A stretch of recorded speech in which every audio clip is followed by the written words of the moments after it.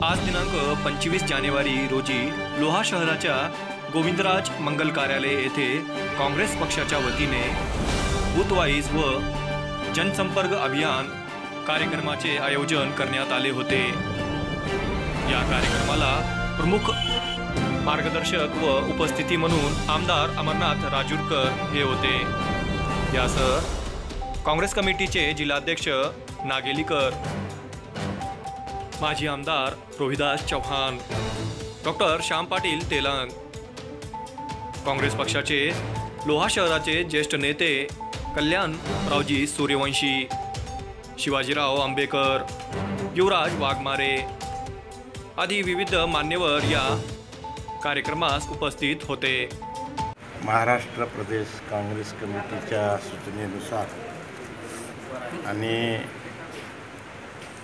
भारतीय राष्ट्रीय काँग्रेसचे अध्यक्ष आदरणीय राहुल गांधी साहेब यांच्या आदेशानुसार बूथ कमिटीचा हा जो कार्यक्रम आहे, या कार्यक्रमातला महत्त्वाचा भाग म्हणजे जनसंपर्क अभियान। प्रत्येक बूथवरती जायचं आणि त्या बूथच्या अंतर्गत जेवढी काही कुटुंब असतील त्या कुटुंबांना बूथ कमिटीच्या सदस्यांनी 25 घरं वाटप करून घेऊन प्रत्येक घरी काँग्रेस पक्षाचा कार्यक्रम त्यांनी पोहोचवण्याच्या दृष्टीने हा जनसंपर्क अभियानाचा कार्यक्रम भारतीय राष्ट्रीय काँग्रेस कमिटीनं राबवलेला आहे। या अभियानामध्ये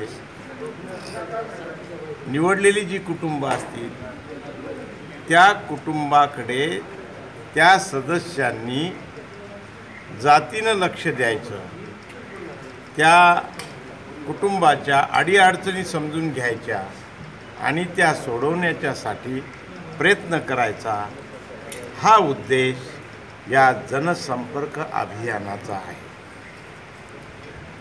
परवाच झालेल्या निवडणुकांमध्ये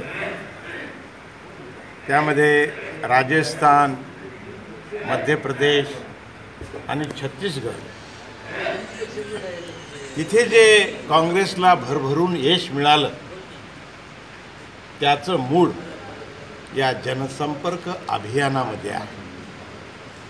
म्हणून हा जो कार्यक्रम आहे संबंध देशभर राबवण्याचा मनोदय आमच्या देशाचे नेते, आमच्या राष्ट्रीय काँग्रेसचे नेते राहुलजी गांधी यांचा तसा मानस आहे आणि त्यांनी ते ठरवलेलं आहे। आज भाजप सरकार आणि महाराष्ट्रातलं भाजप सेनेचं सरकार, या सरकारविषयी मोठ्या प्रमाणामध्ये शेतकरी, कष्टकरी, सामान्य माणूस, शेतमजूर आणि बेरोजगार तरुण युवक यांच्यामध्ये मोठ्या प्रमाणात असंतोष आहे आणि या असंतोषाची परिणिती उद्या येऊ घातलेल्या 19च्या लोकसभेच्या निवडणुकीमध्ये आणि विधानसभेच्या निवडणुकीमध्ये आपणाला लवकरच दिसून येणार आहे।